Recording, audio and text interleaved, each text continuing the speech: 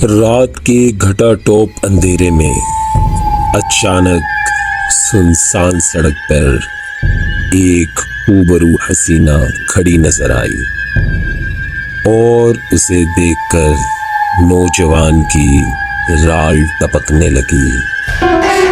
वो करीब गया और अपनी गाड़ी रोक दी और फिर अचानक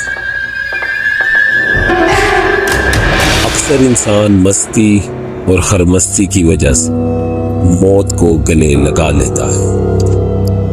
दिल नगार तहरीर अंगेज कहानी, खूनी सड़क।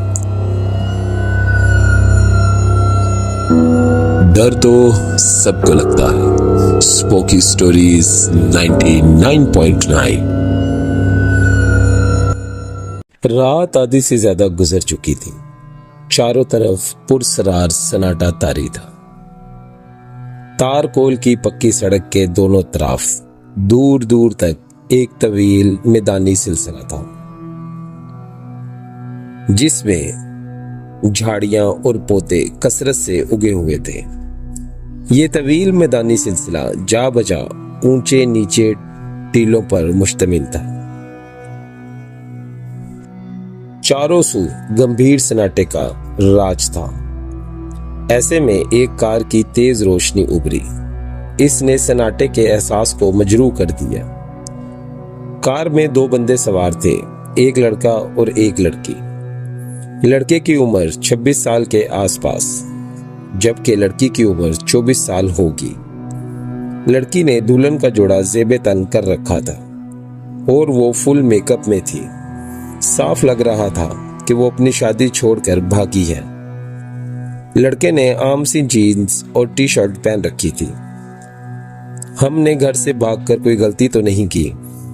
लड़की ने मुस्कुराकर इस लड़के से पूछा। नहीं, मोहब्बत और जंग में सब जायज है। वैसे भी तुम्हारे घर वाले राजी भी ना थे।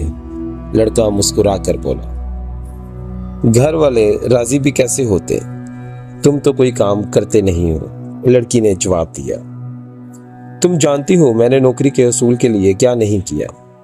लड़की ने ठंडी सांस ली और इस बात में सर हिलाकर खामोश हो गई। चंद ही लम्हे गुजरे होंगे कि लड़की एकदम चौंक कर बोली, सरफराज, हम कहाँ जा रहे हैं?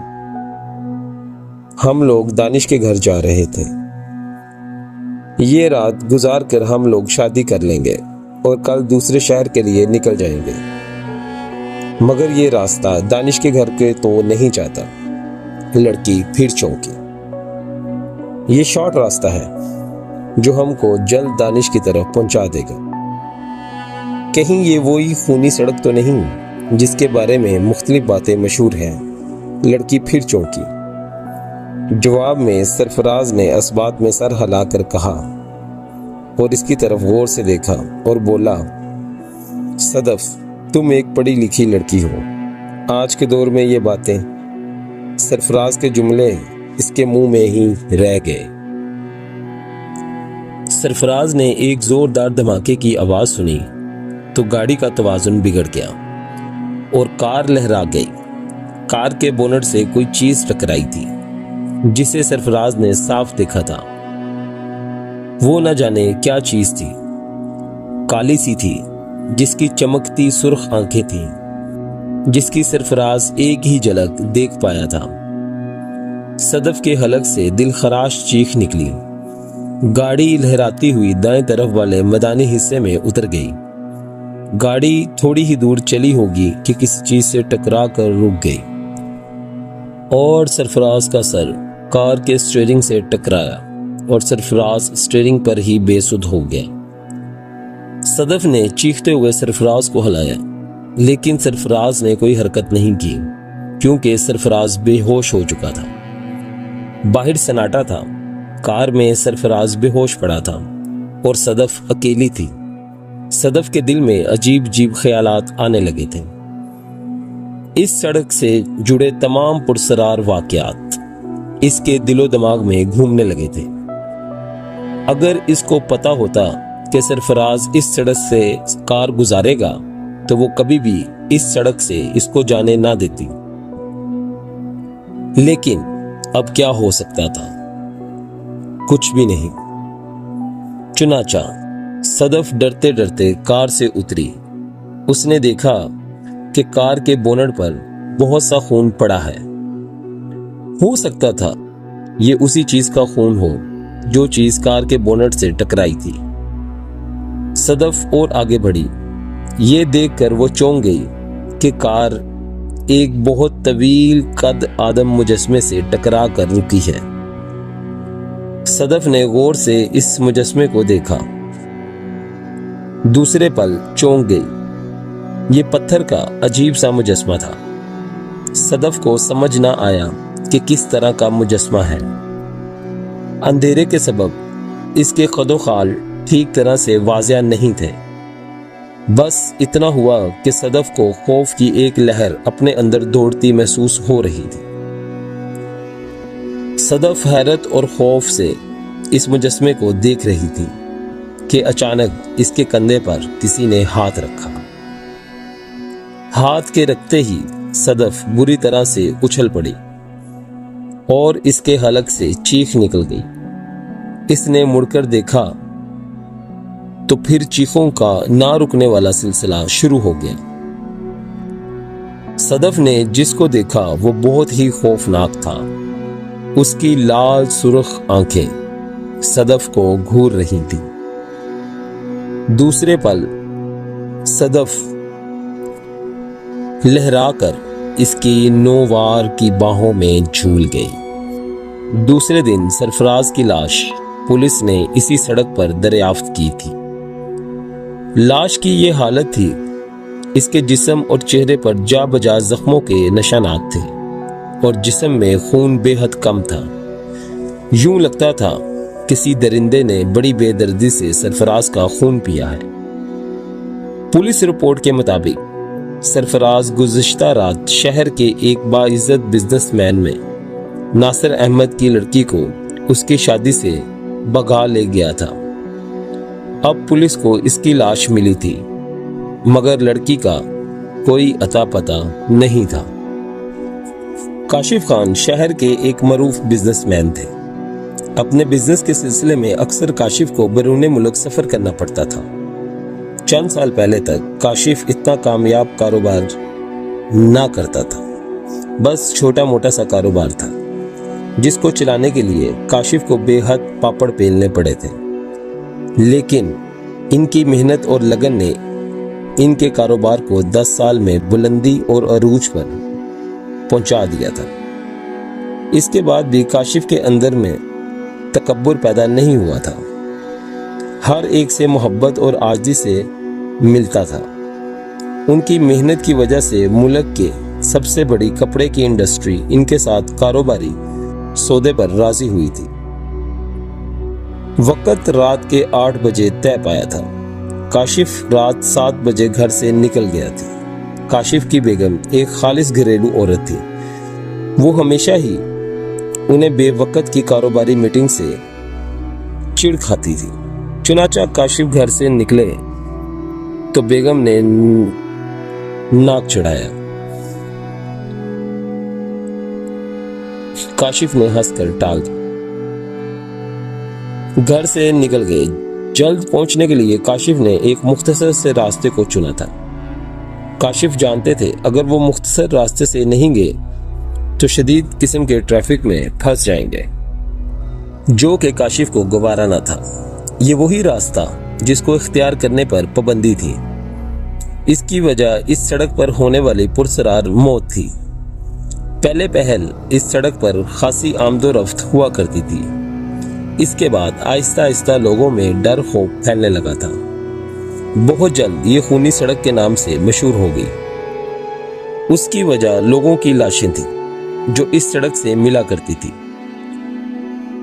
वो लाशें बर्बरियत और वहशत का आला नमूना हुआ करती थी। लाश के चेहरे और जिस्म पर जख्मों के जा बजा निशानात होते थे और जिस्म में खून बेहद कम पाया जाता था, जिससे ऐसा लगता था ये किसी दरिंदे का कारनामा है।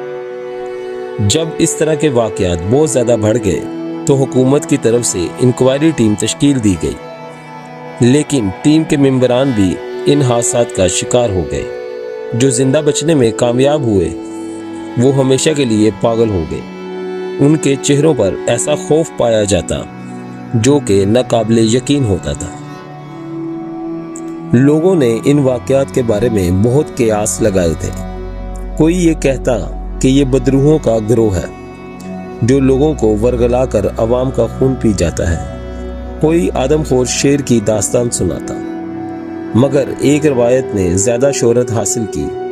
कहा जाता है किसी जमाने में यहाँ पर किसी मुल्क के बागियों का गिरोह आकर रहने लगा। ये गिरोह जिंदगी गुजारने के लिए डाके मारा करता था। जब ये वाकयात बढ़ गए तो हुकूमत ने पुलिस को इन मुजरिमों की सरकोबी के लिए रवाना किया। डाकू तो महफूज रहे मगर पुलिस वाले कभी वापस ना आ सके। इनके बाद हुकूमत कोई और ठोस कदम ना उठा पाई। मुल्क में तवान की दवा फैल गई जिससे पूरा मुल्क शदीद मुतासिर हुआ था। तवान इस तरह इलाके में फैलने लगा चूंकि ये लोग मतलूब थे, इसलिए इनकी कोई मदद ना की गई, जिसकी वजह से ये सारा कबीला वबा का शिकार हो गया और मर गया। इसके बाद लोग ये समझने लगे कि इन मुजरिमों की बदरूहें इस इलाके में लोगों को मारती फिरती हैं। चुनाचा हुकूमती इकदामात का कोई ठोस फायदा ना होने की वजह से इस सड़क पर आने जाने पर पाबंदी लगा दी गई और इस सड़क को हादसाती मकाम करार देकर बंद कर दिया गया। लेकिन फिर भी बहुत से मनचले चले जाते और फिर कभी वापस ना आते और उनकी लाशें इस हालत में मिलती जो कि वहशत और बर्बरियत का नमूना होती। काशिफ बड़े ही पुरसकून अंदाज में कार चलाते हुए आगे बढ़ रहा था और तोहम परस्त लोगों की तोहमत परस्ती पर मुस्कुरा रहा था जो कि इस सड़क को असेबी कहते थे। अभी तक काशिफ के साथ ऐसी कोई वारदात नहीं हुई थी जो गैर मामूली हो। सड़क के दोनों तरफ तवील मैदानी सिलसिला था जिसमें खुदरू पौधे, झाड़ियां और ऊंचे ऊंचे टीले वाफर तादाद में मौजूद थे। काशिफ को कार चलाते हुए 10 मिनट से ज्यादा वक्त गुजर चुका था मगर सड़क खत्म होने का नाम ही नहीं ले रही थी। सड़क तो शैतान की आंत की तरह लंबी ही होती जा रही थी। काशिफ सोच में पड़ गए। उसके अंदाजे के मुताबिक फासला इतना ज्यादा नहीं था, बहुत से बहुत 15 मिनट का सफर था। काशिफ को इस वक्त मेन रोड पे होना चाहिए था जहां से होटल से रास्ता शुरू हो जाता था। अचानक काशिफ की नजर फ्यूल मीटर पर पड़ी। फ्यूल के निशान बताने वाली सुई जीरो की जानिब इशारा कर रही थी, मतलब पेट्रोल भी खत्म होने वाला था। अब शदीद किस्म की परेशानी काशिफ के चेहरे पर नजर आने लगी थी। मुलाकात का वक्त भी शुरू हुआ जाता था। अचानक कार ने झटके लेने शुरू कर दिए और चंद लम्हों के बाद कार लहराती हुई सड़क के दाएं तरफ कच्चे में उतर गई। कार का फ्यूल मीटर जीरो की रीडिंग शो कर रहा था और कार रुक चुकी थी। ओ खुदाया, अब क्या होगा? काशिफ कार से निकलकर बड़बड़ाया। काशिफ ने घड़ी देखी तो रात के 10 बज रहे थे। काशिफ मजीद परेशान हो गया। कंपनी के लोग काशिफ का इंतजार कर रहे थे। अगर वो लोग इंतजार करके चले गए तो काशिफ की रेपुटेशन बिजनेस मार्केट में जीरो हो जाएगी। काशिफ शदीद परेशान था। उतना ही वक्त लग गया था जितना ट्रैफिक जाम में लगता था। दूर दूर तक ताहद्दे निगाह वीराने और सन्नाटे का राज था। उसके समझ में नहीं आ रहा था वो क्या करे कि अचानक इनको अपने फोन का ख्याल आया तो उन्होंने फौरन ही जेब से मोबाइल फोन निकाला। ये देखकर इनको शदीद किस्म की मायूसी हुई क्योंकि फोन बंद था। काशिफ की समझ में नहीं आ रहा था कि फोन बंद क्यों है। उसको अच्छी तरह याद था कि जब घर से निकला था तो फोन को अच्छी तरह से चार्ज कर लिया था। काशिफ की ये आदत हमेशा से थी कि जब भी वो घर से निकलता था तो अपना फोन चार्ज करके ही निकलता था। लेकिन आज तो बिल्कुल ही उन्होंने ऐसा सोचा नहीं था। उनके साथ अनहोनी हुई थी। काशिफ को सर्दी का एहसास भी हो रहा था। चुनाचा उन्होंने गाड़ी में बैठकर कार का हीटर ऑन कर लिया और कुछ ही लम्हे गुजर रहे होंगे कि काशिफ एक अजीब सी आवाज सुनकर चौंक पड़ा, जैसे कोई औरत पायल पहने छन छन करती चली आ रही हो।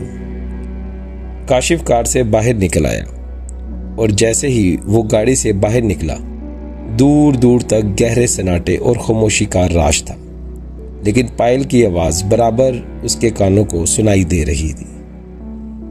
अब तो काशिफ की हवा खुश्क होने लगी थी। खौफ का एहसास उसके दिल में सरायत करने लगा। वीराने और सन्नाटे में पायल की आवाज अच्छे खासे लोगों का खून खुश्क करने के लिए काफी थी। काशिफ को वो सारी पुरसरार कहानियां याद आने लगी थी जो कि इस सड़क से मंसूब थी। काशिफ इधर उधर देख ही रहा था कि अचानक उसको दूर से रोशनी अपनी तरफ आती नजर आई। तो उसने गौर से देखा तो कोई इंसान हाथ में लालटेन लिए चला आ रहा था। जैसे ही वो करीब आया तो ये देखकर वो हैरान हो गया। वो एक लड़की थी जो कि दिखने में देहाती मालूम होती थी।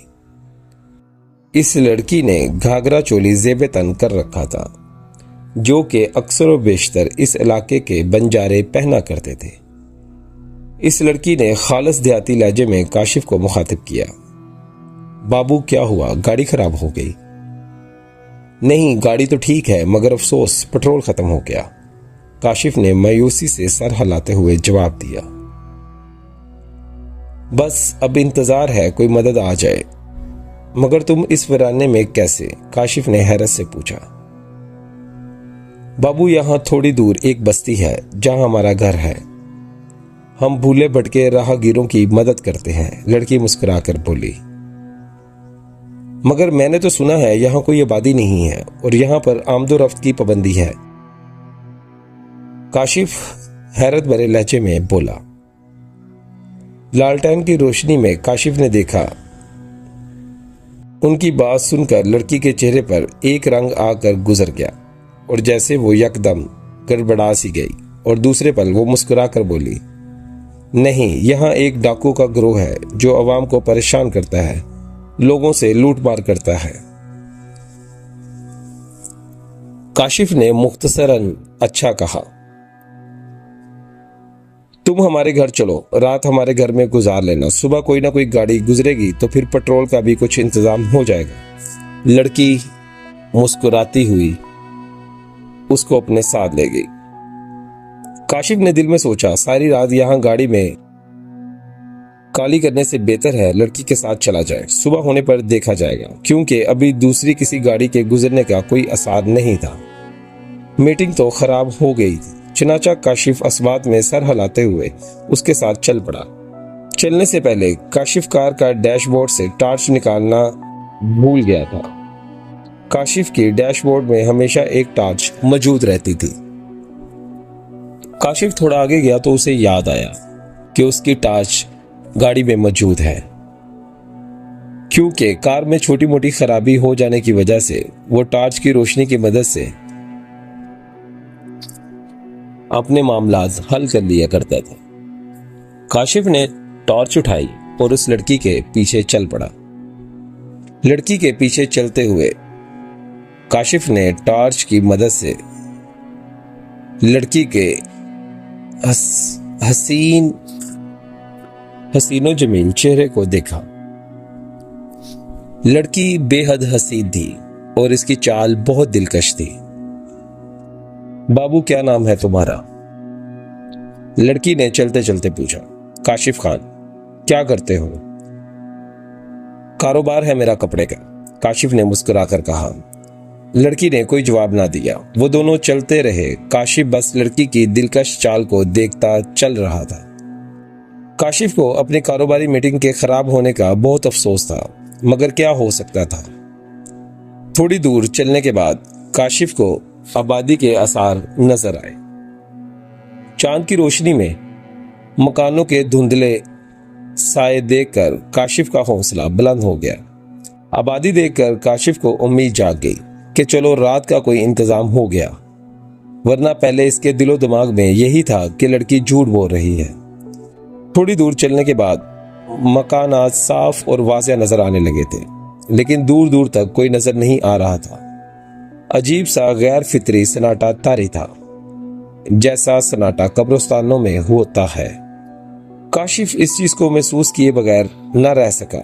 इतना सन्नाटा क्यों है, बिल्कुल गैर फितरी सा? काशिफ ने हैरत से पूछा। काशिफ की बात सुनकर लड़की चौंक गई।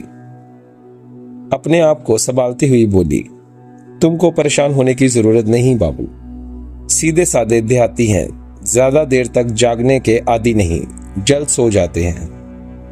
काशिफ ने कोई जवाब न दिया।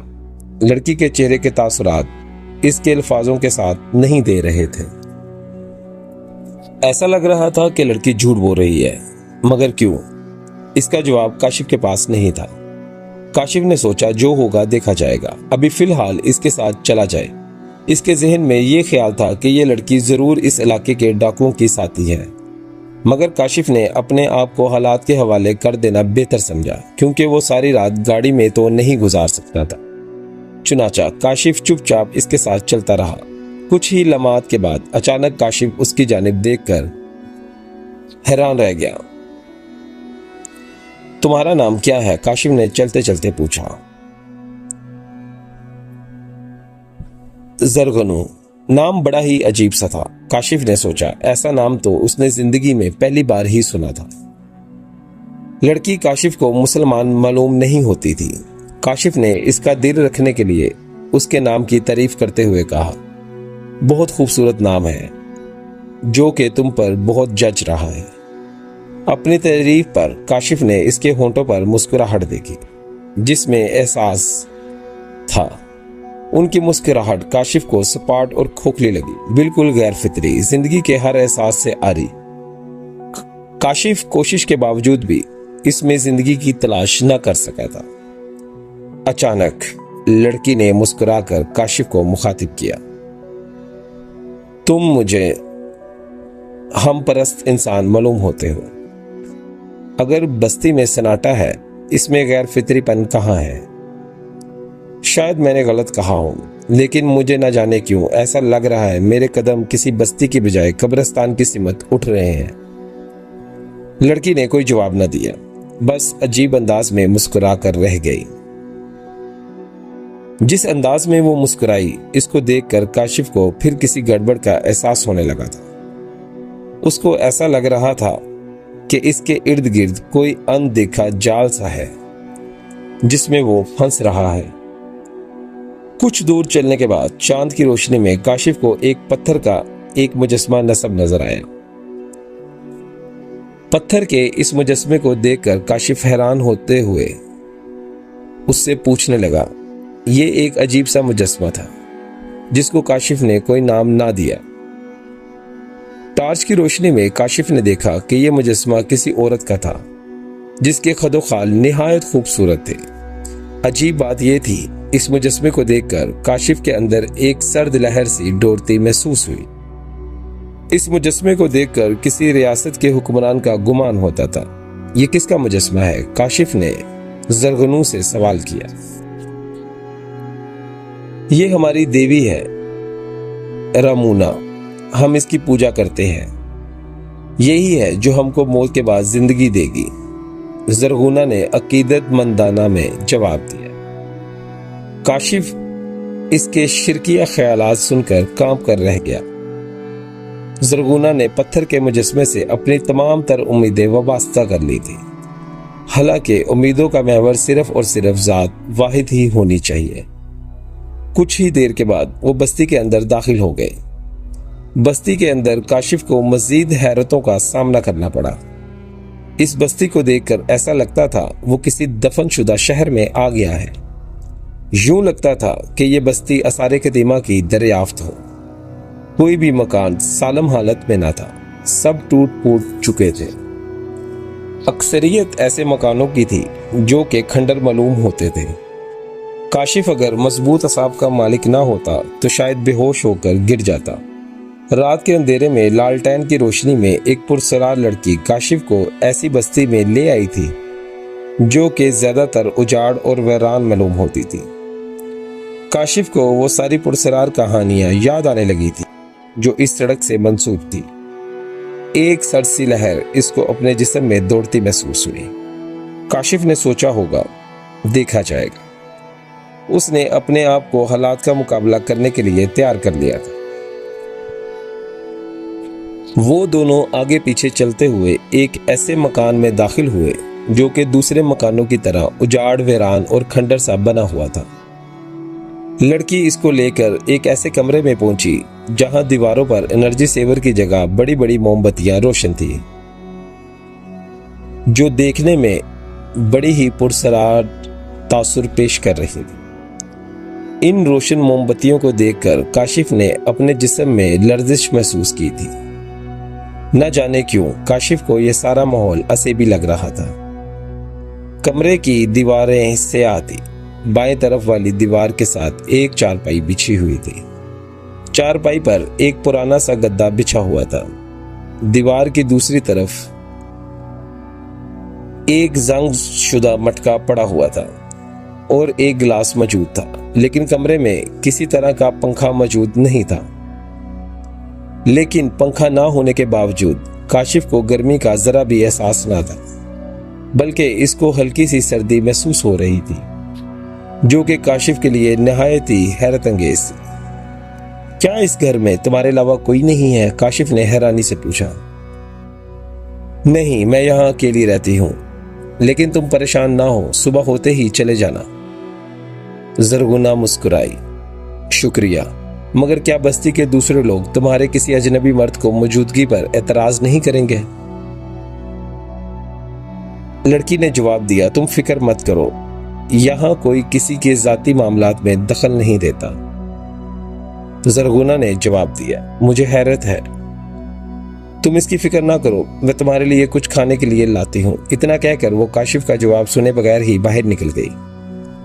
काशिफ चंद लम्हों तक पत्थर के बुत की तरह खड़ा रहा और फिर तवील सांस लेकर चारपाई पर बैठ गया। उसकी समझ में नहीं आ रहा था वो क्या करे। उसकी छठी हिस्स किसी खतरे का एहसास दिला रही थी, लेकिन वो कहीं जा भी नहीं सकता था क्योंकि उसकी गाड़ी खराब थी। अपने आप को हालात के सुपुर्द करने के अलावा कोई और चारा भी ना था। जरगुना इसको असीबी कमरे में तन्हा छोड़कर इसके लिए खाने पीने का इंतजाम करने चले गई थी। काशिफ को चारपाई पर बैठे हुए थोड़ी देर गुजरी होगी कि अचानक इसको कदमों की आहट सुनाई दी। इसने सर उठाकर देखा तो जरगुना हाथ में एक थाल लिए खड़ी नजर आई। जरगुना को देखकर इसकी रीढ़ की हड्डी में सनसनाहट दौड़ गई। जरगुना ने अपने जिस्म पर एक चादर ओढ़ रखी थी। चादर से इसके जिस्म की रानाइयां फूट पड़ी थी। काशिफ की नजरें आज खुद झुक गई थी। जरगुना ने चेहरे पर बहुत ही गहरे किस्म का मेकअप कर रखा था। इससे कबल जरगुना का चेहरा मेकअप से आरी था। लो बाबू, खाना खाओ, ये कहकर वो बाहर चली गई और फिर अचानक अंदर वापस आकर उसने थाल उठाया और काशिफ की तरफ बढ़ा दिया। काशिफ ने थाल पकड़ते हुए उसकी उंगलियों को छू लिया था। छूते ही उसे एक शदीद झटका लगा। जरगुना का हाथ बेहद गर्म था। यूं लगता था जैसे किसी तपते हुए लोहे इसके हाथ में टकरा गए। काशिफ ने हैरत भरी नजरों से इसकी जानिब देखा, लेकिन कहा कुछ नहीं। लेकिन जरगुना इसकी निगाहों का मतलब समझकर मुस्कुरा बोली, मुझे बुखार है बाबू। काशिफ इसकी बात पर चौंक पड़ा और बोला, इतने तेज बुखार के बावजूद तुम मेरी मदद के लिए आन पहुंची। कहीं से भी तुम्हारी बातों से मुझे ऐसा नहीं लगा कि तुम बीमार हो। काशिफ के लहजे में हैरत थी। मैं क्या करूं बाबू, मैं ऐसी ही हूं। किसी को तकलीफ में देखकर अपना दर्द भूल जाती हैं। जरगुना ने मुस्कुराकर कहा। काशिफ ने कोई जवाब न दिया और खाने की सिमत तवज्जो कर ली। थाल में चावल थे और इनमें बोटियां थी। तुम खाओ, मैं 2 मिनट में आती हूं, इतना कहकर वो कमरे से बाहर निकल गई। चावल वाकई मजेदार और इतने लजीज थे कि वो उंगलियां चाटता रह गया। काशिफ खाने में मशगूल था कि जरगुना फिर इसके सर पर आन खड़ी हुई थी। इस बार इसके हाथ में एक प्याला था जिसमें कोई मशरूब था। बाबू तुम्हारे लिए यहां एक खास चीज लाई हूं, पीकर जी खुश हो जाएगा तुम्हारा। इतना कहकर इसने वो प्याला काशिफ के हाथ में थमा दिया। बहुत शुक्रिया। जरगुना, चावल बहुत लजीज थे। इतना कहकर इसने देखे बगैर ही मशरूब से मुंह लगा लिया। मशरूब जैसे ही काशिफ के हलक से नीचे उतरा तो जरगुना के होंठों पर निहायत ही पुरसरार किस्म की मुस्कुराहट दौड़ गई। मशरूब का जायका निहायत तलख था, लेकिन था वो भी मजेदार। मशरूब पीते ही काशिफ की आंखें खमार आलूदा हो गईं। अब पहली बार काशिफ ने जरगुना को बदली हुई नजरों से देखा, जबकि जरगुना पर फातिहाना मुस्कुराहट थी। काशिफ ने जरगुना का हाथ पकड़ लिया। जरगुना के लबों पर मुस्कुराहट दौड़ गई। जरगुना ने कोई यूं लगा था कि जैसे वो इन मामलात के लिए पहले से तैयार हो। जरगुना ने अपने जिस्म से लिपटी हुई चादर उतार फेंकी और कुछ ही देर बाद कमरे के असेबजदा माहौल में खुमार आलूदा सिसकारियां गूंजने लगी थी। जिंदगी में पहली बार काशिफ ने अपनी बीवी के अलावा किसी गैर औरत की कुर्बत हासिल की थी, वरना काशिफ ने अपनी बीवी के सिवा किसी नामहरम को आज तक हाथ नहीं लगाया था। लेकिन जरगुना के पिलाए हुए मशरूब में न जाने क्या बात थी जिसने काशिफ की सारी पारासाई को हमेशा के लिए खत्म कर दिया था। काफी देर काशिफ और जरगुना के दरमियान करब का माहौल रहा। इसके बाद काशिफ थक कर सो गया था। अचानक एक तेज किस्म की चुभन से काशिफ की आंख खुल गई। दर्द का शदीद एहसास काशिफ को अपने जिस्म में महसूस हो रहा था। चुभन का एहसास काशिफ को अपनी गर्दन के पास हो रहा था। साथ ही काशिफ को कोई ठंडी सी चीज अपनी गर्दन के पास बहती महसूस हो रही थी। काशिफ ने पूरी आंखें खोलकर देखा तो खौफ उसकी चीख निकल गई। जरगुना बरहना हालत में काशिफ को अपने ऊपर झुकी नजर आई। जरगुना के हाथ में एक तेज धार खंजर था जो कि खून से भरा हुआ था और जरगुना के होंठों पर खून लगा हुआ था। काशिफ को यह समझने में बिल्कुल देर न लगी कि जरगुना खून अशाम है और खंजर की मदद से लोगों की गर्दनों पर चीरा लगाती है और उनका खून पीती है। चुभन का एहसास इस खंजर का था। काशिफ ने दोनों हाथों की मदद से जरगुना को धक्का दिया और चारपाई से उठकर खड़ा हो गया। काशिफ की गर्दन से खून निकल रहा था जिससे इसकी पूरी बनियान भीग चुकी थी। धक्का लगते ही जरगुना दूसरी तरफ जा गिरी थी। काशिफ ने फौरन अपनी बनियान उतारी और गर्दन के गिर्द बांध दी थी ताकि खून का खराज रुक सके। जरगुना चिल्लाती हुई उठी, लेकिन काशिफ ने फौरी ही इस कमरे से बाहर निकलने में आफियत समझी। मैं बहुत प्यासी हूं, तुम्हारा खून बहुत लजीज है। अब तो सड़क पर कोई भी नहीं आता, तुम आए हो तो हमारी प्यास बुझेगी। जरगुना खुमार आलूद लहजे में बड़बड़ाई। जरगुना चिल्लाती हुई काशिफ के पीछे भागी थी। काशिफ भागता हुआ एक दूसरे कमरे में घुस गया था। काशिफ का दिल एक अजीब अंदाज में धड़क रहा था। इसको अब पता लग गया था इस सड़क पर लोगों की लाशें जो मिलती हैं वो इन रूहों की मरूने मिन्नत है। काशिफ जिस कमरे में घुसा था इस कमरे में भी वैसी ही मोमबत्तियां रोशन थी जो कि जरगुना वाले कमरे में रोशन थी, जिससे कमरे का माहौल असेबी और पुरसरार हो रहा था। काशिफ ने कमरे का जायजा लिया तो कमरे के अंदर की चीजें देखकर वो मजीद दहशतजदा हो गया। कमरे के अंदर लातादाद इंसानी खोपड़ियां और ढांचे मौजूद थे जिनके ढेर एक दूसरे के ऊपर थे। न जाने किन बदनसीब इंसानों को मारकर ढांचों में तब्दील कर दिया गया था। काशिफ फौरन ही इन ढांचों के पीछे जा छुपा काशिफ किसी भी तरह अपनी जान बचाकर यहां से निकलना चाहता था। जरगुना इसके ताकुब में आगे ही निकल गई थी। काशिफ को डेड़ा के पीछे छुपे थोड़ी ही देर हुई थी कि एक अजीब सी आवाज सुनकर काशिफ चौंक गया। वो आवाज काशिफ को इस ढेर से आ रही थी। वो आवाज निहायत अजीब सी थी, दर्द कर्ब में डूबी हुई, जैसे कोई सख्त तकलीफ में हो।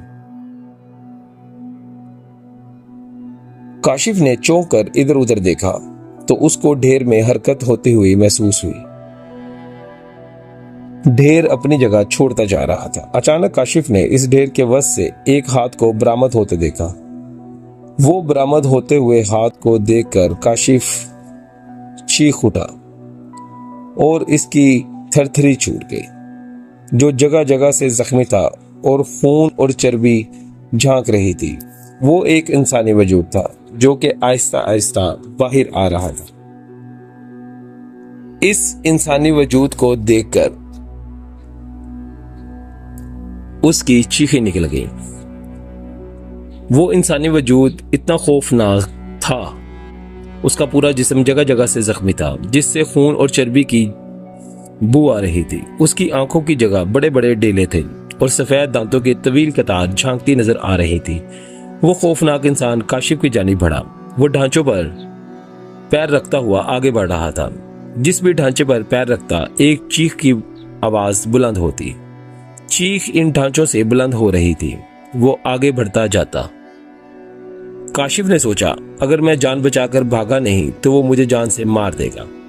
वो खौफनाक इंसान काशिफ के करीब पहुंचा और उसने काशिफ की गर्दन पर हाथ डाल दिया। उसी पल काशिफ की हाजिर दिमागी काम आई और काशिफ झुका दी कर बच गया और घूमकर काशिफ ने एक भरपूर लात इसकी पीठ पर मारी और भाग खड़ा हुआ। काशिफ ने यह देखने की भी तौफीक ना की कि उसकी लात का अंजाम क्या हुआ। जैसे ही काशिफ कमरे से बाहर निकला, सामने जरगुना खड़ी नजर आई। जरगुना काशिफ को देखकर मकरू अंदाज में हंसी और चीखती हुई काशिफ की तरफ भागी। काशिफ पलटा तो ये देखकर चौंक गया, इसके पीछे वही खौफनाक इंसान खड़ा नजर आया। सूरत हाल अब ये थी कि काशिफ के सामने जरगुना और पीछे वही खौफनाक इंसान खड़ा था। मौत काशिफ के सामने चंद कदमों के फासले पर थी। काशिफ भागना चाहता तो था मगर भाग नहीं सकता था। ज़लमूस, दफा हो जाओ यहां से, ये मेरा शिकार है। जरगुना इस खौफनाक इंसान की जानिब देखकर बोली। उसकी आवाज से गुस्सा जाहिर हो रहा था। जवाबन इस खौफनाक इंसान के लब हिले। इसका मुंह खुला। मुंह खुलते ही काशिफ ने देखा इसके मुंह से शोले निकल आए हैं। ये तेरा नहीं जरगुना, रामूना देवी का शिकार है। तू एक हकीर सी दासी है जिसको खरचन मिल जाए गनीमत है। वो हड़बड़ा सा गया। ज़लमूस के हलक से खोखली और चीखती हुई आवाज निकली। रामूना का नाम सुनकर काशिफ चौंक पड़ा, क्योंकि ये इसी पत्थर के मुजस्मे का नाम था। काशिफ ने देखा रामूना के नाम पर जरगुनू के चेहरे पर मर्दनी दौड़ गई थी। चंद लम्हे तक वो सोचता रहा और फिर बोली, कुछ भी हो, इसका खून से सिर्फ मेरी ही प्यास बुझेगी। जरगुनू का लहजा हतमी था। लगता है तुमको सबक सिखाना ही होगा। इतना कहकर ज़लमूस ने जरगुना की जानिब भागना शुरू कर दिया। उसको भागना देखकर बिल्कुल एक तरफ हो गया। जरगुनू ज़लमूस की तरफ भागना शुरू कर दिया। दोनों ही उछलकर एक दूसरे से गत्ता गुत्तम हो गए। काशिफ मौका जानकर वहां से भाग निकला। जैसे ही वो इस खंडरनुमा मकान से बाहर निकला, उसके सामने एक दूसरा मकान था जो कि बिल्कुल इसी तर्ज का था।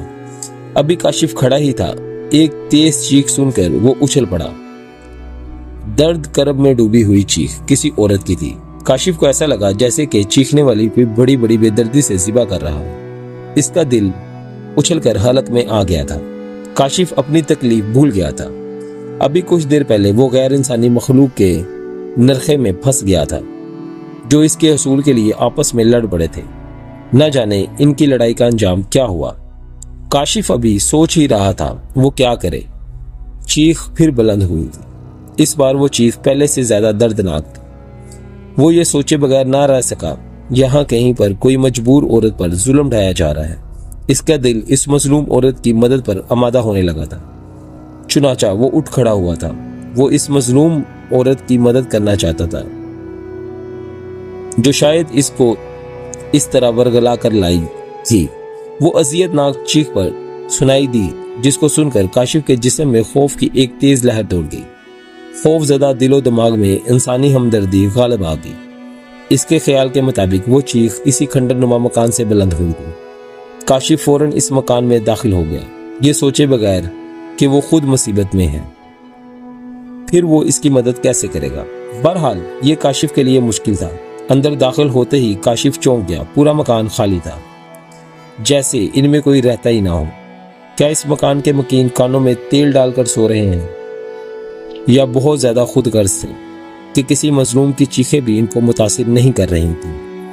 अचानक काशिफ के कानों ने फिर वही चीख सुनी, जिसको सुनकर काशिफ चौंक गया था।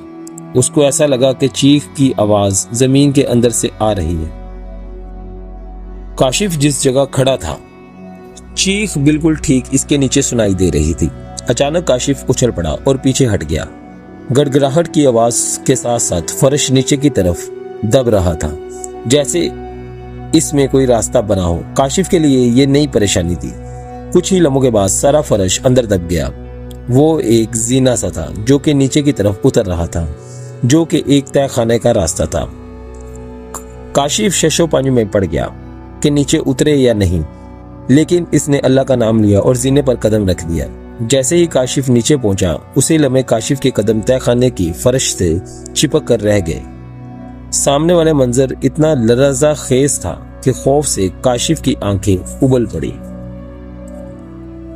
जो मंजर काशिफ की आंखों ने देखा वो इतना लर्जा खेज था कि रूह निकल जाए। तय खाने की दीवार के साथ पत्थर का रामवाना बुत खड़ा था, जो कि काशिफ ने बस्ती में दाखिल होते हुए देखा था। उसके बिल्कुल सामने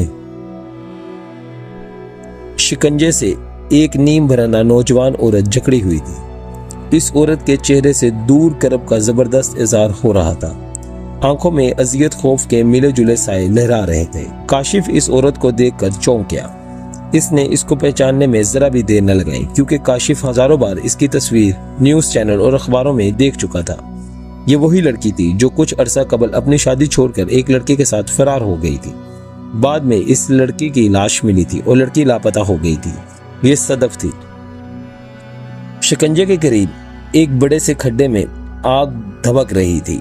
एक अधेड़ उम्र, मजबूत और सफाक किस्म का खौफनाक शख्स हाथ में धलकती सुलाखें लिए सदफ की जानिब बढ़ रहा था।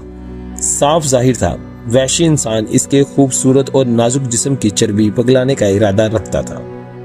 इस तहखाने में और बहुत से लोग इस आग के गिर्द दायरे की सूरत में खड़े थे। सब के सब बरहना हालत में थे। इन सब के चेहरों पर अकीदत नुमाया थी। वो सफाक शख्स सिर्फ पूरे कपड़ों में था। वो कपड़े ऐसे थे जो कि किसी मंदिर या मोहब्बत के पुजारी वगैरह पहनते थे। सिर्फ एक चोगा था जो कि इसने पहन रखा था। अगले पल इस सफाक बुढ़े ने, जिसके हाथ में जलती हुई सुर्ख सलाख थी, इसने मुड़कर काशिफ की जानिब देखा तो दूसरे ही पल काशिफ लरस कर रह गया। इसको अपने जिस्म का सारा खून अपनी ही रगों में जमता हुआ महसूस हुआ। वो सर्द आंखें जिनमें सफाकियत भरी थी, वो इन आंखों में काशिफ को साफ नजर आ रही थी। इसके मनूस और शैतानी चेहरे पर दरिंदगी रक्स कर रही थी। उसके काले काले मोटे होंठों पर निहायत ही शैतानी किस्म का तबस्सुम खेर रहा था। मैं तुम्हारा ही इंतजार कर रहा था। वो काशिफ की तरफ देखकर अजीब फटी हुई गैर इंसानी आवाज में बोला, मेरा?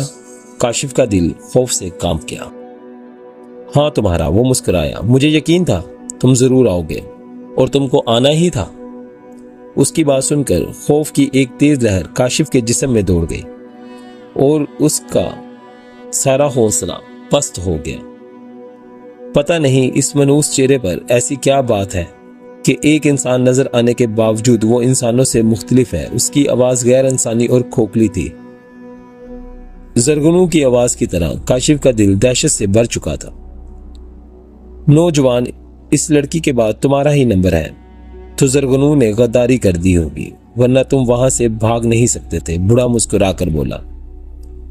जरगनू का नाम सुनकर काशिफ को याद आया कि अभी कुछ देर पहले इसे जरगनू और जलमूस के इस हसूल के लिए लड़ते हुए देखा था। काशिफ दिल में सोचने लगा, जरगनू कहाँ है, मगर काशिफ यह सवाल पूछने की हिम्मत ना कर सका। बूढ़ा काशिफ के दिल की बात जानकर बोला, इधर देखो नौजवान। बुड्ढे ने इस लड़की को दिखाया जो कि दाई जानब खड़ी थी। काशिफ ने दूसरी तरफ देखा तो जरगनू फर्श पर पड़ी तड़पती नजर आई। जरगनू के पूरे जिस्म पर वही सफेद कपड़े चिपके हुए थे जो जरगनू के जिस्म को चाट रहे थे, और पास ही जलमूस खड़ा था। जरगनू के चेहरे पर शदीद किस्म की तकलीफ के तासुरात नजर आ रहे थे। ये इसकी गद्दारी की सजा है। बूढ़ा सफाकी से मुस्कुराया। कैसी गद्दारी? काशिफ के मुंह से आज खुद निकला। हाँ गद्दारी, बूढ़ा गुस्से से बोला। वो तुम्हारा खून अकेले ही पीना चाहती थी। वो जानती थी कि तुम्हारा खून देवी रामनुआ की अमानत है, मगर तुम भाग निकले और अब इसको इस जुर्म की सजा मिलेगी, बूढ़ा गुस्से से बोला। काशिफ ने कोई जवाब न दिया, बस होंठों पर जुबान फेर कर रह गया। रहम रहम मुकद्दस रवान। जरगनू के हलक से दर्द में डूबी आवाज निकली। तू जानती है जरगनू, हमारी किताब में रहम नहीं। तेरी वजह से रमूना की सदियों पुरानी ख्वाहिश दम तोड़ देती। अब चल इस आग में जलो और कूद जाओ इसमें, जो कि अब सदियों तक तेरा मुकद्दर बनी रहेगी। बूढ़ा कहर आलूद लहजे में धाड़ा। काशिफ ये पूछने की हिम्मत ही ना कर सका कि रामनू कौन है। वो तो पहले ही खौफ का शिकार था। नहीं, ये आग। जरगनू खौफ से बड़बड़ाई। तू जानती है ये मुकद्दस आग हमारे जलाने की बजाय हमारी रूहों को अजियत देगी, क्योंकि हम तो पहले ही मर चुके हैं। बूढ़ा बड़बड़ाया। मर चुके हैं? काशिफ चौंका। हाँ नौजवान, बहुत साल पहले इस बस्ती में ताउन की बीमारी फैली थी, जिससे सारे लोग मारे गए थे। चूंकि हम लोग डकैत थे, इसलिए हुकूमत ने हमारी मदद नहीं की। इसीलिए कोई इमदाद ना मिलने के सबब सब के सब लोग मारे गए थे, बच्चे, बूढ़े, औरतें। हम शुरू से मुकद्दस रामनू की पुजारी थे। रामनू के लिए खून फराहम करना हमारी जिम्मेदारी थी। इसीलिए जो भी हमारे शिकंजे में फंस जाता वो रामनू की भेंट चढ़ जाता था। ताउन की वजह से हम लोग मारे गए थे, मगर हमारी रूहों को मुकद्दस रामनू ने फना होने नहीं दिया। फिर हम बाहर के लोगों से बदला लेने लगे। लोग अपनी गाड़ियों में यहाँ आते, हम उनके जिस्म का सारा खून पी लेते और लाश लोगों में खौफ पैदा करने के लिए सड़क पर छोड़ देते। हम चाहते तो लाश ले जाने वाले भी हमारा शिकार बन सकते थे, मगर जानबूझकर दहशत के लिए इनको छोड़ देते थे। लोगों में खौफ व हरास फैला रहे। उसकी बात सुनकर काशिफ की आंखें खौफ से उबल पड़ी।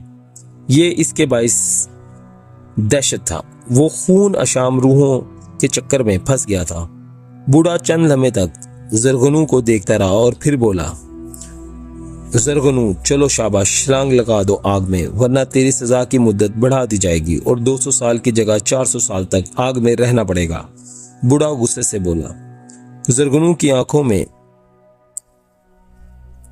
खौफ दौड़ गया। दूसरे ही पल वो तड़पते हुए उठी और मरे मरे कदमों से इस खड्डे में छलांग लगा दी। जरगनू के खड्डे में गिरते ही तहखाने का घुटा घुटा माहौल गैर इंसानी चीखों से गूंज उठा। मंजर बहुत खौफनाक था, जिसको सुनकर सदफ की चीखें निकल गईं। सदफ की चीखें सुनकर वो मरदूद बुढ़िया चौंका, जैसे सदफ को फरामोश कर बैठा हो। दूसरे पल उसकी आंखों में तागूती कुव्वतें रकस करने लगी और बूढ़ा दोबारा जलती हुई सुलाखें लिए सदफ की जानिब बढ़ने लगा। सदफ का चेहरा खौफ से पीला पड़ गया था। सदफ काशिफ की जानिब रहम नजरों से देखने लगी, लेकिन काशिफ चाहने के बावजूद उसकी मदद ना कर पाया।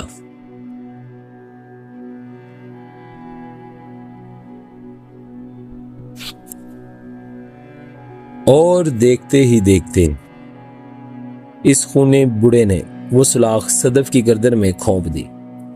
सदफ की दिलखराश चीख निकली और खून का फुवारा फूट पड़ा था। सदफ की गर्दन से और कमरे घटे हुए असीब ज़दा माहौल में जलते हुए गोश्त का चरिंद फैल गई। सदफ की आंखें फट पट जाने की हद तक उबल पड़ी थी। चेहरे पर दर्द की कैफियत नजर आने लगी और फिर सदफ की गर्दन ढलक गई और फिर सदफ ने दम तोड़ दिया। सदफ की इबरतनाक मौत देखकर काशिफ की आंखों में आंसू आ गए। काशिफ चाहने के बावजूद सदफ को नहीं बचा सका था। चुनाचा काशिफ को अपनी जान की फिक्र पड़ गई। चुनाचा काशिफ ये मंजर देखकर वहां से भाग निकला। नौजवान रुक जाओ, कहां जा रहे हो? काशिफ ने अपनी पुश्त से इस बूढ़े की खोखली और गैर इंसानी आवाज सुनी, लेकिन काशिफ ने परवाह ना की। बस वो उस मनूस जगह से निकल जाना चाहता था। जैसे ही काशिफ भागा, काशिफ को ऐसा लगा जैसे उसके पीछे बहुत से अनदेखे साए लग गए हों। भागते हुए उसने एक बार पीछे मुड़कर नहीं देखा। दूसरे ही पल उसकी आंखों से खौफ जाहिर होने लगा था।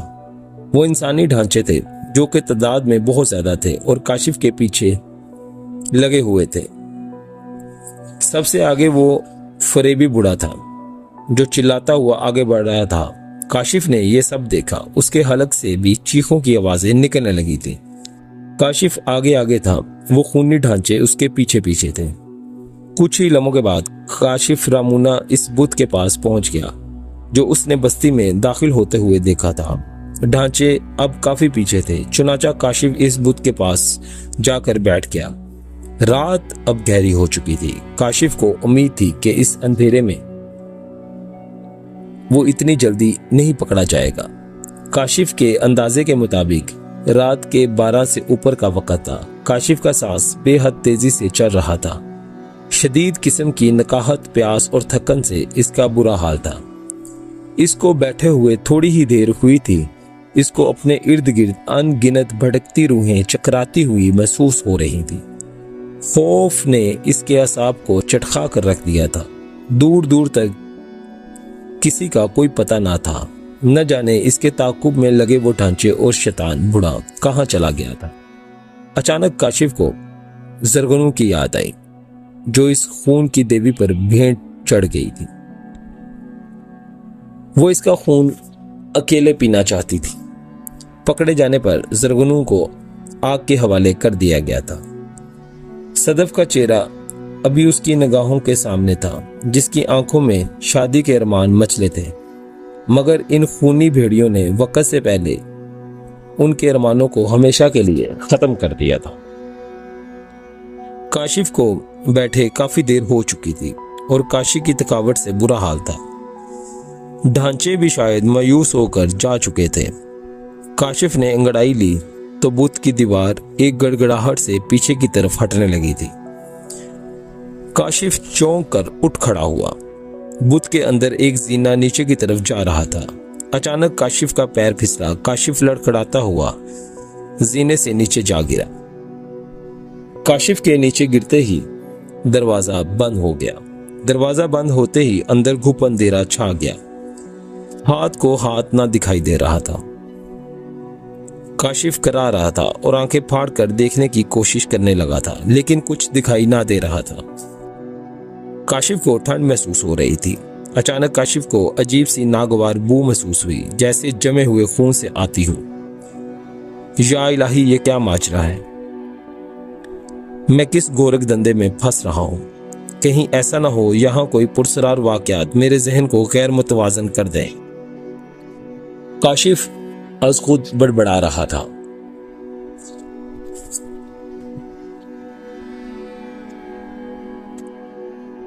अचानक रोशनी एक नन्ही सी किरण नजर आई जो कि इसके बिल्कुल सामने नजर आ रही थी। वो किरण लाल रंग की थी जो बिल्कुल किसी जुगनू की तरह चमकी थी।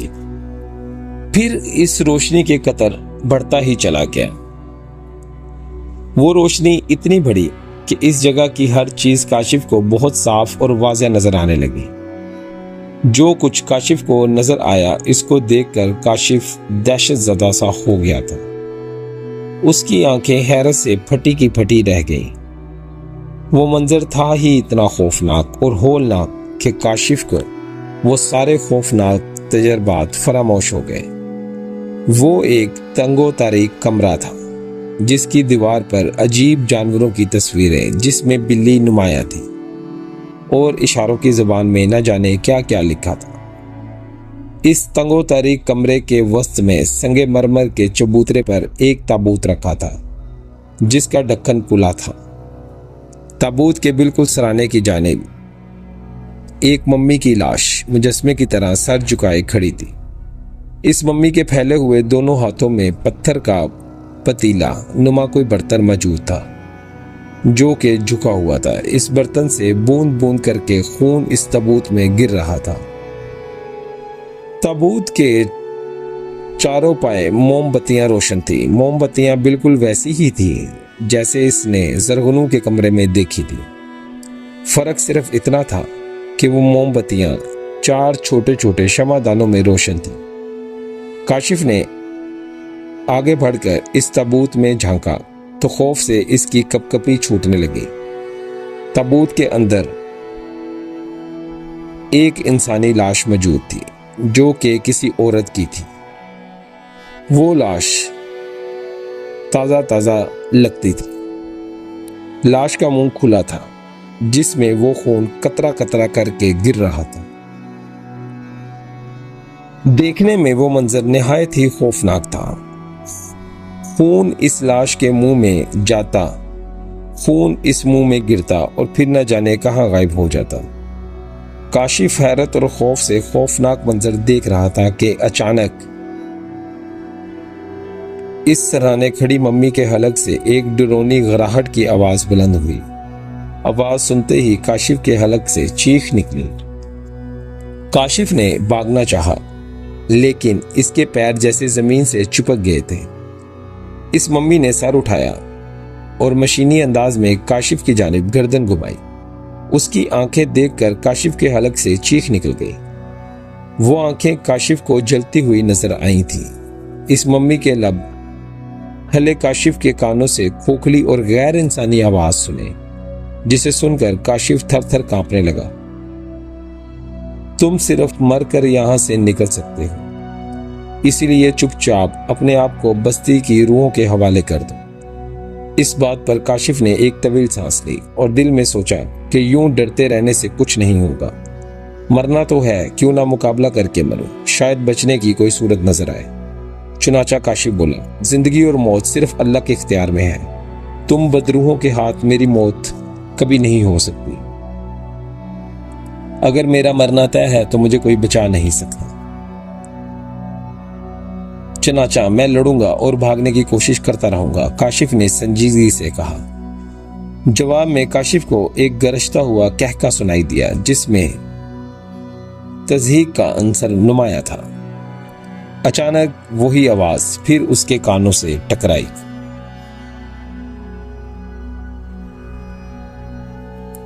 अच्छी बात है, कोशिश करके देखो। ये सब क्या है? काशिफ ने ताबूत की तरफ इशारा करके कहा। जवाब में कुछ लम्हे तक खामोशी छाई रही और फिर वही आवाज दोबारा उसके कानों में सुनी। बताना जरूरी नहीं है, मगर मरने वालों की आखिरी ख्वाहिश जरूर पूरी की जाती है, जो कि असूल है। वही खोखली आवाज काशिफ के कानों से टकराई। हम मिस्र के सबसे कदीम देवताओं के पुजारी हैं। उनकी पूजा वही लोग करते हैं जो जादू टूना और काले इल्म में महारत हासिल करना चाहते हैं।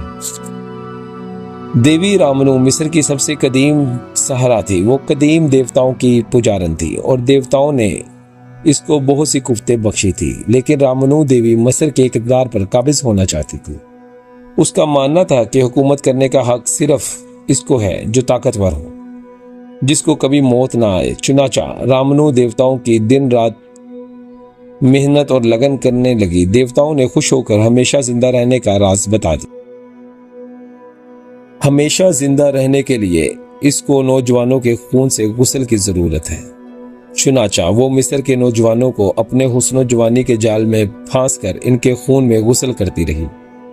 मिस्र के नौजवानों की पुरसरार तौर पर गायब हो जाने पर हुकूमत चौंक गई और एक रोज इसको गुस्ल करते हुए रंगे हाथों गिरफ्तार कर लिया और फिर रामनू देवी को मिस्र की सबसे खतरनाक सजा दी गई। मुकद्दस पानी की मदद से इसका सारा जादू सलब कर लिया गया और इसको जिंदा मम्मी बनाकर ताबूत में दफनाया गया और मुकद्दस कीड़े इस पर छोड़े गए ताकि वो इस ताबूत से निकल ना सके। रामनु के पुरस्कार बेबस थे। वो लोग वक्त का इंतजार करते रहे। हजारों साल गुजर गए, हुकूमतें खत्म हो गई, लेकिन मुकद्दस रामनी देवी की रूह खत्म ना हो सकी। फिर 50 साल कबल तुम्हारे मुल्क के आर्कियोलॉजिस्ट मिस्र के कदीम तारीख पर रिसर्च करते हुए रामनु देवी के अहराम तक पहुंच गए और अहराम रामनु देवी को दुनिया के सामने पेश कर दिया। पूरी दुनिया में तहलका मच गया। इस मुकद्दस ताबूत को अहराम से निकाल कर तुम्हारे मुल्क लाया गया, जहां रामनु को वो पुरस्कार जो सदियों से रामनु के बाहर आने का इंतजार कर रही थी। इनमें इस खबर से तहलका मच गया। रामनु के पुरस्कारों ने अपनी जान पर खेलकर ताबूत को चुराया और यहाँ इस इलाके में लाया गया। पुरस्कार और घर वाले अपनी जानों पर खेलकर मुकद्दस रामनु के लिए नौजवानों के खून का इंतजाम करते रहे। और फिर एक रोज ताउन की बीमारी फैली और सब लोग मारे गए, लेकिन मुकद्दस ने इनकी रूहों को मरने ना दिया और रामनु के पुरस्कार अपने काम करते रहे। और आज तुम वो आखिरी इंसान हो जिसके खून से रामनु मम्मी का गुस्ल होगा और वो जिंदा हो जाएगी, कभी ना मरने के लिए। इतना सुनना था कि काशिफ पर लर्जा तारी हो गया। वो सोच ही रहा था क्या करे। उसने देखा कि बहुत से ढांचे और वो बूढ़ा काशिफ को तय खाने के अंदर आते दिखाई देते। वो शैतान बूढ़ा सबसे आगे था। नौजवान, तुम मिल ही गए, बूढ़ा सफाकियत से बोला और मुस्कुराए। मुझे माफ कर दो, काशिफ ने मिन्नत करते हुए कहा। अरे नौजवान, बहादुर बनो, तुम अभी तो कह रहे थे तुम अपनी जिंदगी के लिए लड़ोगे, बूढ़े ने तंजिया लहजे में कहा। काशिफ ने कोई जवाब न दिया। बाहर जाने का रास्ता भी कोई न था। जो रास्ता था इस पर वो शैतानी ढांचे मौजूद थे। काशिफ ने इधर उधर देखा तो उसको कुछ समझ ना आया। वो क्या करे। मौत को इतने करीब देखकर उसकी आंखों में आंसू आ गए। उसके आंसू देखकर बूढ़ा हंसकर बोला, नौजवान, मर्द होकर रो रहे हो। मैंने तो सुना था कि मुसलमान कभी नहीं रोता, वो हर हाल में अपने पालने वालों का शुक्र अदा करता है। मगर तुम घबराओ मत, मौत तुमको आराम से मिलेगी, इस लड़की की तरह अजियत वाली नहीं। काशिफ ने यह सुना तो कांप गया। इसने अब तक अल्लाह से मदद मांगी नहीं थी। वो तो हर जगह मदद करने वाला है। चुनाचा काशिफ ने दिल ही दिल में आयतुल कुर्सी की तिलावत शुरू कर दी। जैसे जैसे वो तिलावत करता जाता वैसे वैसे इसके दिल को तकवीयत मिलती जाती थी। और फिर ये हुआ कि काशिफ का डर और खौफ खुद खत्म हो गया। इसको यकीन हो गया, अगर मेरी मौत है तो कोई बचा नहीं सकता, और अगर मेरी जिंदगी है तो कोई मुझे मार नहीं सकता। काशिफ ने इधर उधर देखा। उसकी नजर इन शम्मादानों पर पड़ी जिनमें मोमबत्तियां रोशन थी। काशिफ आगे बढ़कर एक शम्मादान को उठा लिया और जैसे ही इसने शम्मादान को उठाया तो उसको पहली बार इस बूढ़े की मनूस आंखों में खौफ नजर आया। छोड़ दो इस मुकद्दस शमा को, बूढ़ा खौफजदा लहजे में बोला। काशिफ को समझ नहीं आया इस शमा की क्या वैल्यू है जो इसको छूते ही बूढ़ा इस कदर खौफजदा नजर आ रहा है। मुझे जाने दो वरना मैं इस शमा को तोड़ दूंगा, काशिफ ने धमकी देते हुए जवाब दिया। काशिफ ने शमा को इस तरह उठाया जैसे तोड़ देगा। नहीं, ये तोड़ना मत, वरना सारी मेहनत मिट्टी में मिल जाएगी। रामनु देवी जिंदा नहीं हो सकेगी, बूढ़े ने बदसू खौफ लहजे में काशिफ से कहा। ठीक है, फिर मुझे जाने दो। नहीं, जाने का ख्याल दिल से निकाल दो। नौजवान इतना कहकर बूढ़ा चिल्लाते हुए अपने ढांचों से बोला, छीन लो इस मुकद्दस शमा को। यह देखकर काशिफ बुखला गया। इससे पहले कि वो कुछ करता, ढांचों ने आगे बढ़कर काशिफ को पकड़ लिया। ढांचों ने जैसे ही काशिफ की गर्दन को पकड़ा, काशिफ के हलक से चीख निकल गई। उसकी गर्दन का जख्म खुल गया। जख्म के खुलते ही खून निकलने लगा। जो कि टपकता हुआ सीधा रामनू देवी के मुंह के जरिए गले में चला गया। जैसे ही खून उसके हलक में गिरा, मम्मी में हल्की सी हरकत पैदा हुई, जिस हरकत को कोई ना देख सका। काशिफ के हलक से चीख निकली और उसके हाथ से शमा छूट गई। शमा के नीचे गिरते ही आग भड़क उठी। आग के भड़कते ही काशिफ ने देखा बूढ़े की आंखें खौफजदा हो गईं। एक ऐसा जमूद खौफ जो कि कामयाबी के करीब आने के बाद नाकामी मिलने पर होता है। तहखाने की महदूद फजा गैर इंसानी चीखों से गूंज उठी थी। बूढ़े के हलक से भी चीखें निकलने लगी थी। साथ ही साथ ढांचों में भी आग भड़क उठी थी। आग ने इस मनूस बूढ़े को भी नहीं बख्शा था। वो मम्मी जो सर झुकाए खड़ी थी, आग के शोलों से महफूज नहीं थी। काशिफ मौका गनीमत जानकर भाग खड़ा हुआ और भागते हुए काशिफ ने देखा आग के भड़कते हुए शोलों में वो बूढ़ा मरखे बमसल नाच रहा है और ढांचे टूट टूट कर गिर रहे हैं। आग बहुत बढ़ चुकी थी। बाहर की तरफ काशिफ भागने लगा। इसका रुख अपनी गाड़ी की जानिब था। गाड़ी इस हालत में सड़क पर खड़ी थी। काशिफ ने गाड़ी में बैठने में देर न लगाई। काशिफ ने अल्लाह का नाम लेकर गाड़ी की चाबी घुमाई तो गाड़ी स्टार्ट हो गई। ये चीज काशिफ के लिए बाइसे हैरत थी। जब गाड़ी रुकी तो इसमें फ्यूल मीटर 0 शो कर रहा था। अब फ्यूल इतनी मिकदार बता रहा था वो बआसानी अपने घर पहुंच सकता था। ये हो ना हो, इन्हीं खूबतों का करिश्मा था जो हर गुजरने वाली गाड़ी को इस तरह रोका करती थी। काशिफ ने दिल में अल्लाह का शुक्र अदा किया कि इन शैतानी खूबतों से अल्लाह ने इसकी हिफाजत फरमाई। काशिफ ने कार वापस अपने घर की जानिब घुमा ली। सारे वाकयात जैसे ही इसके जहन में किसी फिल्म की तरह घूम रहे थे, जिनसे काशिफ अभी दो चार था। काशिफ ने देखा कि आग के बुलंद शोले इसको दूर से भी दिखाई दे रहे थे और काशिफ दिल ही दिल में अपने परवरदिगार का शुक्रगुजार था जिसने इसकी जान की हिफाजत फरमाई थी।